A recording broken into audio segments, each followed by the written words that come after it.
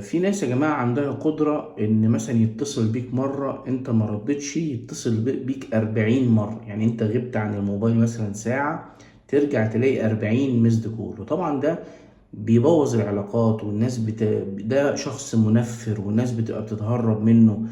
ودي حاجة مش صح طبعا تماما. يعني فالنبي صلى الله عليه وسلم كان يعلمنا إن أنت ما كانش في زمان بقى موبايلات، فكان في بيوت.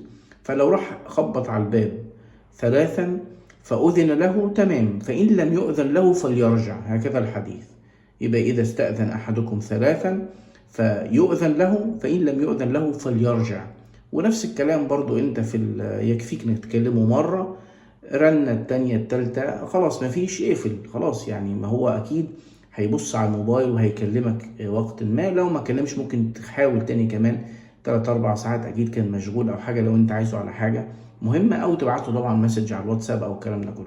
لكن مسألة إن أنت تبقى منفر وبتكلمه بال10 مرات وبال20 مرة، أكيد دي طبعا ياما خلقت يعني حدية بين الناس. فعايزين نتعلم الخلق ده. كان النبي صلى الله عليه وسلم يعلمنا إن أنت تستأذن 3 مرات بس، فإن لم يؤذن لك ارجع. ده طبعا بالنسبة لي كان عند زيارة البيوت.